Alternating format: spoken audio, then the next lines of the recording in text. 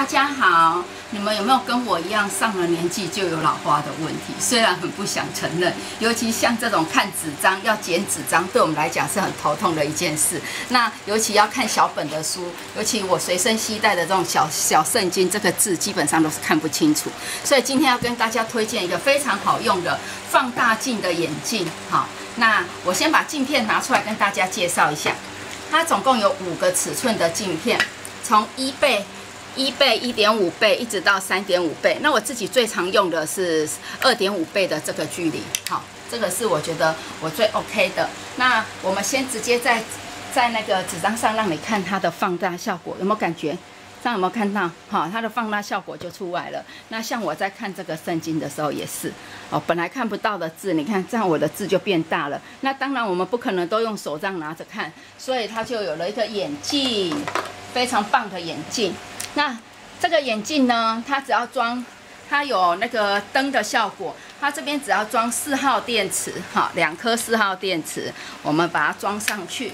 然后今天选择我们要的这个尺寸，我习惯用2.5的，所以我就用2.5，我把它卡进去这里面。那它这边还有一个头灯，好，它可以把它打开。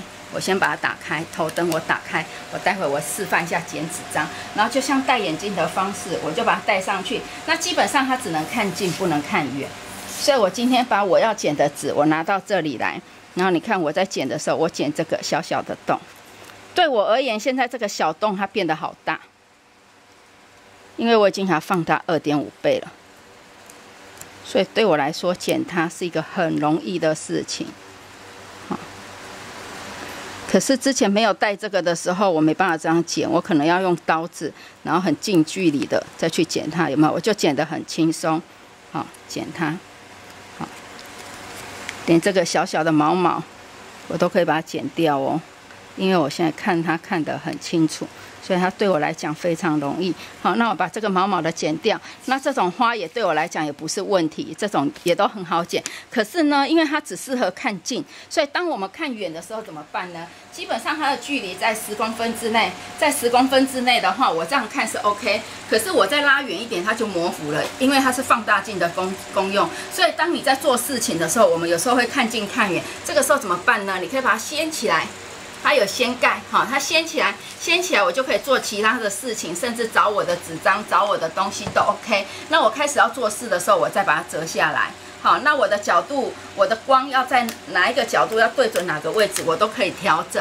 所以它非常适合我们在做精细的动作，我在剪纸张，或者我在雕刻东西，或者我在写字的时候，都非常适合使用它。那如果有些人的头型不适合戴眼镜，有些人戴眼镜会痛嘛，那我先把灯关掉。有些人戴眼镜会痛，会怎么办呢？我们可以把这边按一下，可以把这个拿掉，好，这个拿掉。然后它有附一个耳挂式的，这个是头套。好，然后我们对着它卡榫的地方把它装进去，卡榫两边都装进去，那它就可以戴在你的头上固定住，它就不会掉。然后它这边有软的那个软垫，所以你的头也不会痛。那这个固定在耳朵，在那个鼻子的两边，它也不会痛。那我们今天跟大家推荐这个好东西，高贵又不对，然后非常适合我们在做一些精细动作，跟我们直译啦、拼贴、剪纸在使用。所以喜欢的朋友，欢迎你在影片底下喊加，我来帮大家采购这样商品，谢谢。